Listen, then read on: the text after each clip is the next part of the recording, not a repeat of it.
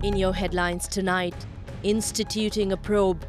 Gazette issued commissioning a 5-member committee to investigate Sri Lankan Airlines and Mihin Lanka. Slice of the pie, Sri Lanka lands 1.5 billion Indian rupees as the regional superpower attempts to make its presence felt.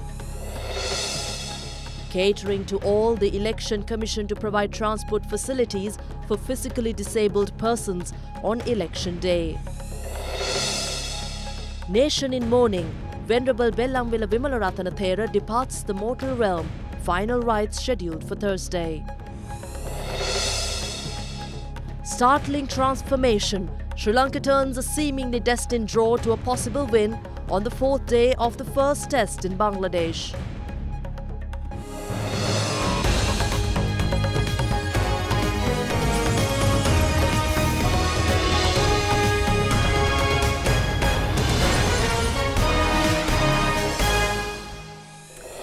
Good evening. With news from across Sri Lanka and around the world on Other Derana 24/7 First at 9, I'm Indipuri Amwatha. We begin with her top stories tonight. The Gazette notification establishing a presidential commission to probe activities of Mihin Lanka, Sri Lankan Airlines and Sri Lankan Catering Private Limited was published last night. President Maithripala Sirisena yesterday signed the Gazette appointing a 5-member presidential commission with a mandate to probe alleged irregularities within the institutions. The Gazette notification to institute a 5-member presidential commission mandating an inquiry into allegations of fraud that took place in Sri Lankan Airlines, Sri Lankan Catering Private Limited and the Mihin Lanka Airlines from the 1st of January 2006 to the 31st of January this year was issued today. Retired Supreme Court Judge Anil Gunratna will chair the commission, while Appeal Court Judge Gamini Rohan Samarasekara, retired High Court Judge Piyasena Ranasinghe, former Deputy Auditor General Mallawarachige Don Anthony Harold, and Director General of the Sri Lanka Accounting and Auditing Standards Monitoring Board Wasantha Jayasili Kapugama comprise the rest of the commission. Accordingly, it will investigate and inquire into the establishment, operation and cessation of Mihin Lanka Private Limited.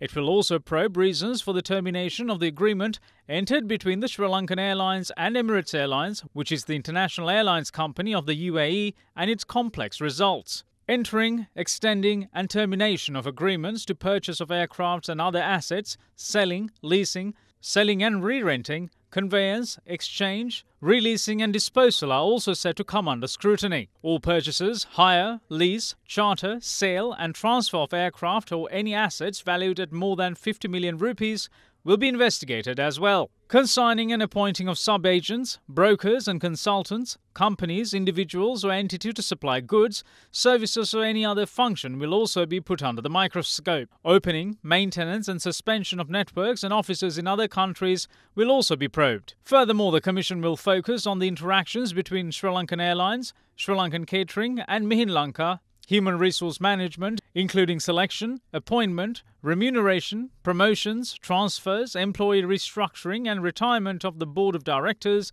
CEOs, chairman and other senior management. The Commission's scrutiny will extend to financial reporting, compliance with relevant accounting and auditing standards, as well as financial and operational performance and standards. The report of the Commission is to be handed over to the President within 6 months. The Right to Information Act, which came into effect an year ago, has been used and promoted as a tool to obtain information for high-profile cases and to promote transparency between the public and the state. A year on since its implementation, has it been a success? Additional Secretary of the Ministry of Finance and Mass Media, Tilak Jayasundara, says that the ministry has identified that more awareness is required for this act to be successful. Meanwhile, Transparency International Sri Lanka called on relevant authorities to ensure that threats and intimidation of citizens who have attempted to exercise their right to information is immediately addressed. The Right to Information draft bill was presented to Parliament by Minister of Parliamentary Reforms and Mass Media Gayantha Karunatilaka on the 24th of March 2016. Right to Information bill provides for the specific grounds on which access may be denied, the establishment of the Right to Information Commission, setting out the procedures for obtaining information and for matters connected. The introduction of the Right to Information Act was a key pledge in the 100-day work program of the government. In order to ensure the success of the Right to Information Act, the government will engage in various awareness programs and campaigns to ensure that the public who requests the information and the government who has to provide the information will be aware of the Act this year. We believe that in order for the Right to Information Act to succeed, the government and the public will have to be knowledgeable about the Act in order to reap the benefits from it. Meanwhile, speaking at a media briefing yesterday, Legal Officer of Transparency International Sri Lanka, Sankita Gunaratne, says that state institutions should be more proactive to disclose information. We have found also that there is a difficulty sometimes in seeing the distinction between solutions that you acquire from the state and information that you acquire. So the right to information has begun to be used as a means to obtain solutions. However, we find that doesn't necessarily lead to transparency or accountability in terms of divulging information to citizens. We have found that 84% of the cases heard before the RTI Commission have resulted in orders for the disclosure of information to citizens. There have also been several challenges in the rolling out of the right to information, and we have also found that proactive disclosure has been weak on the part of state institutions and public authorities. And if proactive disclosure were to improve, the need for citizens to repeatedly resort to right to information applications would also reduce. And also we must mention that there have been instances hidden amongst some of these success stories, and some of the stories that are not mentioned here are instances where there have been threats and intimidation of citizens who have begun to exercise their right to information. And we hope and we call upon law enforcement, the Commission and the authorities to ensure that such a situation doesn't escalate further.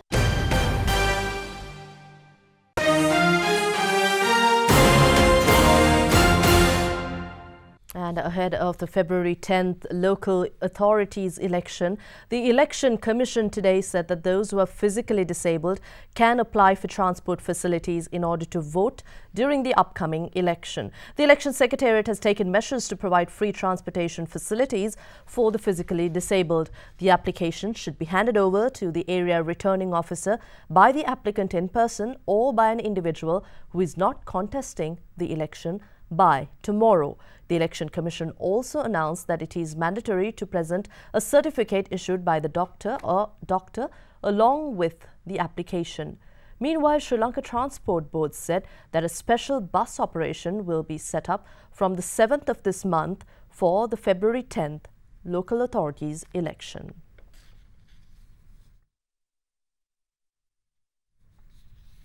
And President Maithripala Sirisena reveals that he has arrived at a decision on the changes to be made within the government following the local authorities election. Addressing a rally of the Sri Lanka Freedom Party in the area of Rambukkana in Bandaragama today, the head of state said that the economy of the country was given to the UNP to be looked after in the past 3 years. The public rally of the Sri Lanka Freedom Party was held in Rambukkana in Bandaragama this afternoon under the patronage of President Maithripala Sirisena.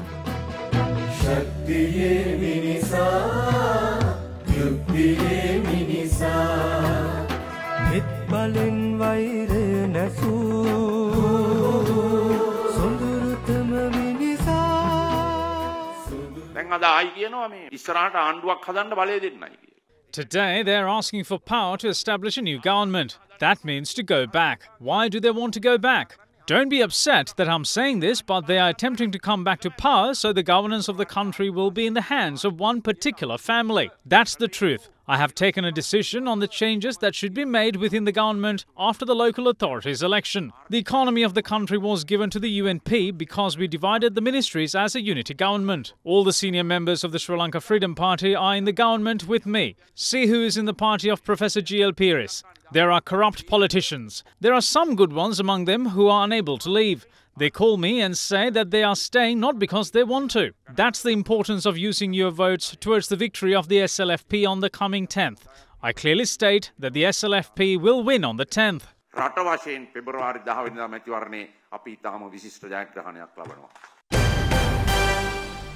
Prime Minister Ranil Wickremesinghe reveals that according to the agreement signed between former President Mahinda Rajapaksa's regime and China pertaining to the Hambantota port, Assets that belong to Sri Lanka within the country and overseas can be sold through a court order if the country fails to repay the loan. The Premier made the statement speaking at a rally of the United National Party in Ambalanthota today. The United National Party organised a rally in Ambalanthota yesterday in support of the party candidates contesting the upcoming local authorities election. The rally was conducted under the auspices of Prime Minister Ranil Wickremesinghe. $1.3 billion was obtained to build the Hambantota port from a bank in China. The document says that failing to pay back the money, any property of the Sri Lankan government within Sri Lanka or overseas can be sold via a court order. I can even show that agreement. Now we are accused of selling this to China. Who said so? Is it Mahinda Rajapaksa or Nama Rajapaksa? The best thing to do is to have Mahinda Rajapaksa, Nama Rajapaksa and Sajith Premadasa meet the Chinese ambassador, and we should call the media as well. Then we should ask Mahinda and Namal to state their objection towards this. If such a thing happened, I will ask the UNP voters to vote for them, and if not, we should ask them to vote for us. Let's bet on it.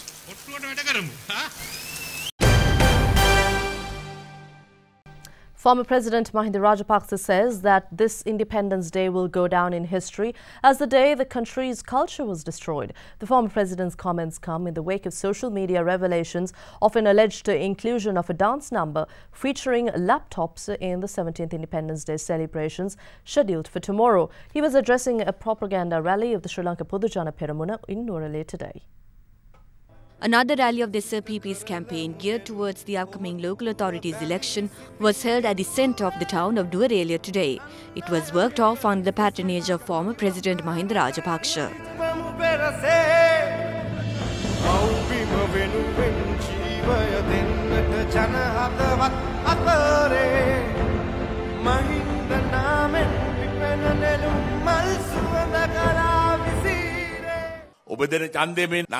Your vote not only contributes towards your village or the Pradesh Sabha, and it can do more. It can stop the country being divided by the Constitution. It is a very sorrowful day for me today. This morning we had to listen to the news of the demise of Bellangwila Vimalaratana Thera, who gave up all the titles and stood up against dividing the country. It is a great loss and we express our condolences.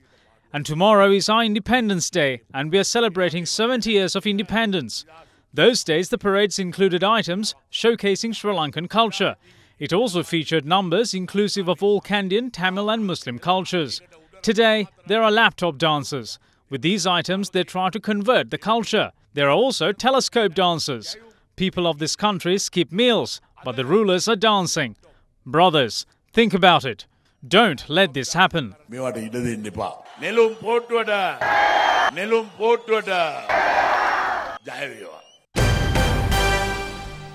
Leader of the Janata Vimukthi Peramuna, Anurakumara Dissanayaka, highlights the need to repel all manner of racism while emphasising that it has become a weapon for some politicians. The parliamentarian was addressing a JVP rally held in Tiharia yesterday. The Janata Vimukthi Peramuna organised a rally in Tiharia yesterday, which saw the participation of many politicians representing the party. The rally was presided over by its leader, parliamentarian Anurakumara Dissanayaka. On the surface, there are three parties, but they are actually just one camp. Susil Premajanta says that they will form a government with the Mahinda Rajapaksa faction when they come to power. GL says they will do the same with the UNP. Kiriala says that although they bicker at the moment, they will be good friends after the 10th. Why contest separately if they intend to form governments together? All of Mahinda Rajapaksa, Vimal Veeravancha, Champik Ranawaka, Rauf Hakim, Rishad Badiuddin, Thondaman and Douglas Devananda are together without any friction or racism. They are together but incite racism at village level. When an election nears, Hakim highlights all manner of issues, including attacks on mosques, while pledging action. It's a ruse to get votes. Both Sinhala and Muslim leaders make racist statements during the election period. All manner of racism should be repelled. Racism is their weapon and their power depend on it.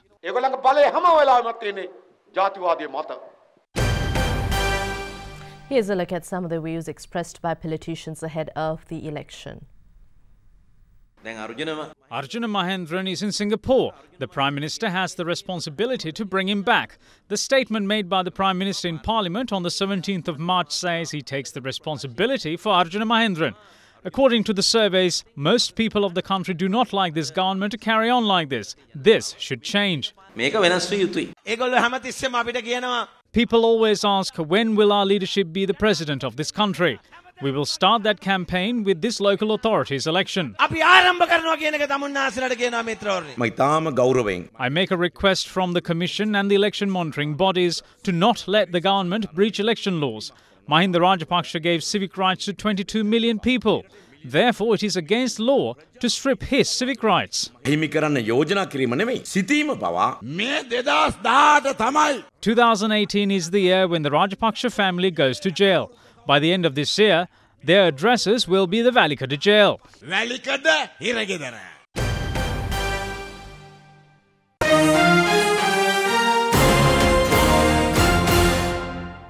All preparations are in place for the 70th National Independence Day celebration at the Golf Face Green in Colombo tomorrow. Prince Edward, the Earl of Wessex, and Princess Sophie, the Countess of Wessex of England, will grace the event as chief guests.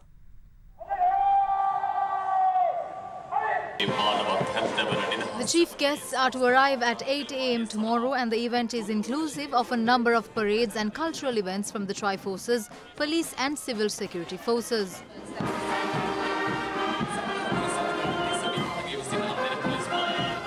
In the meantime, police request the public to use alternative routes since the Gaul Road along Gaul Face will be closed from 5 a.m. until noon.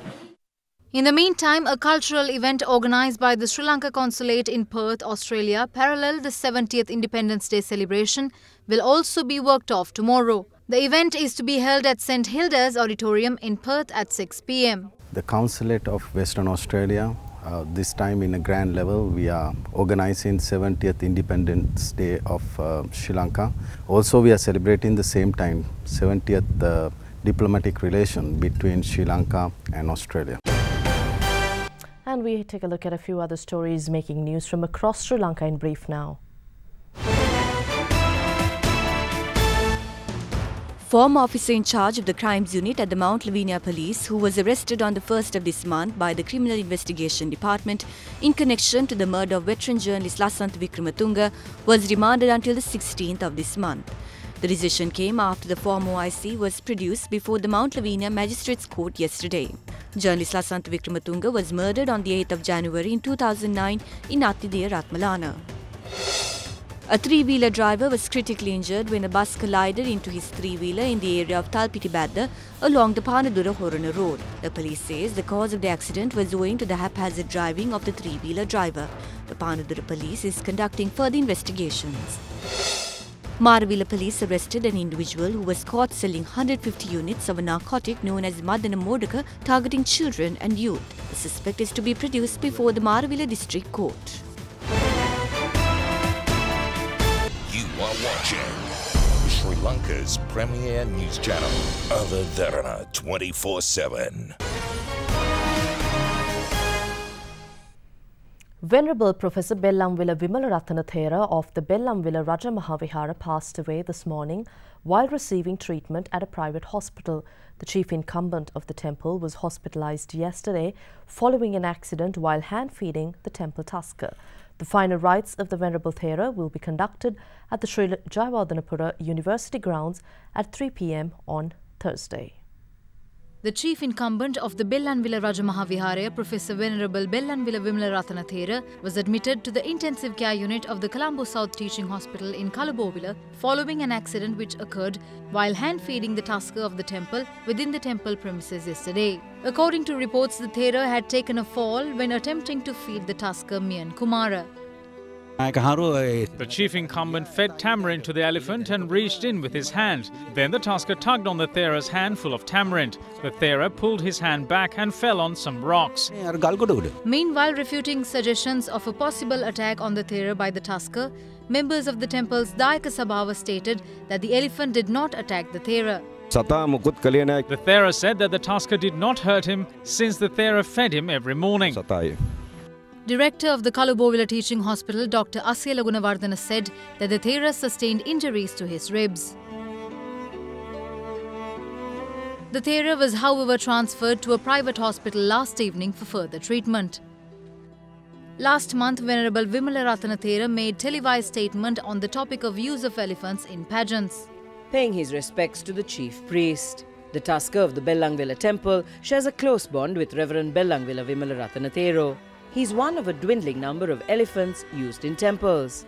In the segment, the Thera is seen feeding the very same Tusker Mian Kumara, who shares a close bond with him. We are getting some kind of shortage of these trained elephants for using the Perahara, because these old elephants, Tuskers, now died. So we are not getting enough elephants. While being treated at a private hospital, Bellangvilla Vimala Ratanathera passed away this morning at the age of 75. Born on the 14th of April in 1942, the Thera is the fourth child of 6. After schooling, Venerable Bellangvilla Vimala Ratanathera was ordained on the 28th of February in 1958. Thereafter, the Thera became a Bachelor of Arts at Vidyalankara University of Kelaniya in 1965. The Thera also received honours in Pali and a doctorate from the University of Lancaster in the UK. The Venerable Thera also became the Deputy Chief Incumbent of the Kotte Sri Kalyani Samagri Dharma Mahasangha Sabha of the Shyamo Pali Mahanikaya. He held the position of Chancellor at the University of Sri Jayawardhanapura at the time of his passing. Venerable Bellangvilla Vimala Ratanathera is well known for his bold views expressed over national issues without partiality to any political party. Anunayakas of Asgiri and Malwatu chapters expressed their views over the demise of Venerable Professor Vimala Ratanathera. උන්වහන්සේගේ අපවත් වීම අතිශය ලංකාවාසීන්ට ආඩුවක්. උන්වහන්සේගේ දේශපාලන දර්ශනය උන්වහන්සේ පස්සක්ග්‍රාහී නොවි සැබෑ අනුශාසකෙක් වශයෙන් කටයුත්ත නිම කරා. We cannot say the Tusker attacked the Thera, since the Thera himself said that he fell while feeding the Tusker. We got to know that he had a heart attack at that moment.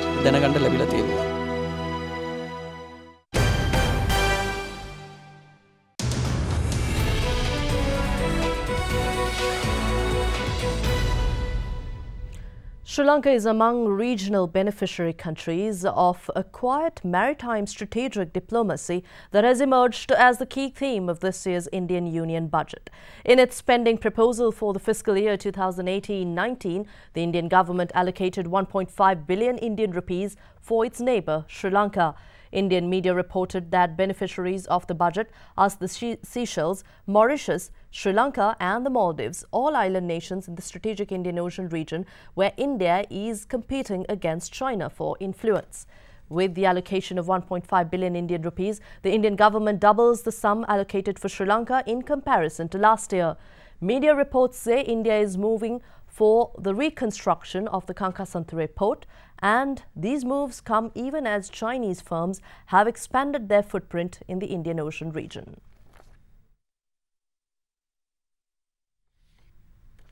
And Deputy Minister of National Policies and Economic Affairs Dr. Harsha De Silva says it is pivotal to pass the Liability Management Act in order to manage the bunching effect of debt. According to the central bank's roadmap, monetary and financial sector policies for 2018 and beyond, the proposed Liability Management Act allows the government to manage public debt in a more flexible manner and create the space to go beyond the government's borrowing requirement in any given year to mobilise financing to address the current bunching of external debt payments from next year. The Management Liability Act would also enable the CBSL to minimise the refinancing risk by altering the maturity profile of the outstanding debt stock. Deputy Minister of National Policies and Economic Affairs Dr. Harsha De Silva said that activities such as buyback, switching and pre-funding arrangements will be undertaken to ensure a smoother repayment into the future. We have to have a liability management action plan. We have a strategy how to deal with the bunching issue. That is the real issue that we are facing from 2019 to 2022. So something that we are trying to do with the Liability Management Act is to pre-fund what needs to be paid, buybacks, to switch, etc. We will, instead of having just plain vanilla type debt issues, we will have more financial engineering in them and go out to the market and switch and buy back so that we can have a smoother repayment into the future. This is why we are working with experts on this. So one is to extend the repayment period by switching, by buying back, by engaging in derivative activity, and also pre-funding. So we have to create that space. We are a country that has never ever defaulted ever in our entire history, and the liability management fund was credit positive. IMF saw it as a plus, rating agencies saw it as a plus, all right thinking professionals see it as a plus, except for various politicians who irresponsibly borrowed this money and now attempting to discredit us and find fault with even this Liability Management Act that is absolutely essential at this point in time. So that is why the Liability Management Act needs to go through Parliament and get approval in Parliament in order to ensure that the Liability Management Act is essentially used exclusively for liability management. Shares of Hatton Plantations commenced trading on the Colombo Stock Exchange yesterday. Hatton Plantations, which was introduced to the CSE's Dirisavi board, has been classified under the plantations sector. The listing of Hatton Plantations was marked with a bell-ringing ceremony at the Colombo Stock Exchange last morning.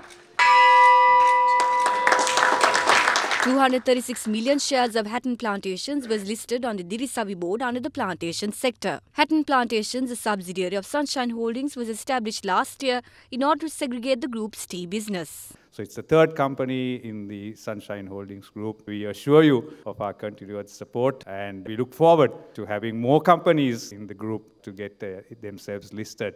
It was quite a journey doing this segregation, but I think it's going to be rewarding. Hopefully the CSE will also do something to increase investor interest so that we will get more investors like the good old days we had. All three major US stock indexes tumbled, with the Dow seeing its worst percentage drop since June 2016 as climbing bond yields prompted a sell-off in equities. The Dow Jones Industrial Average fell 665.75 points to 25,520.96.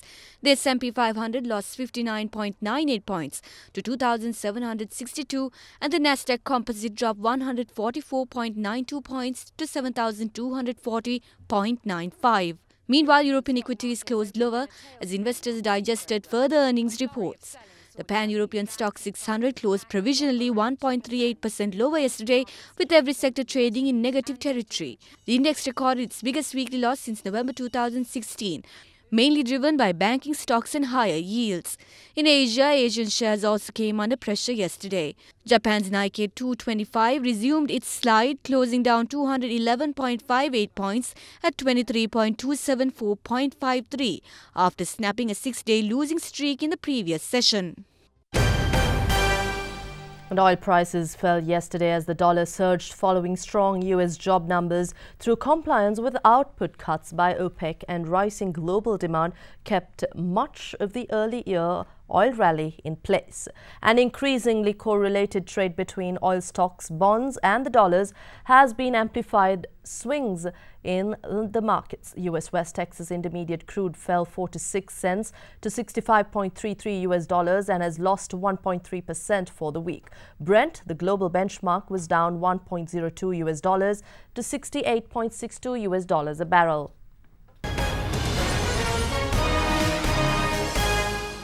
You are watching Sri Lanka's #1 news channel, Derana 24/7.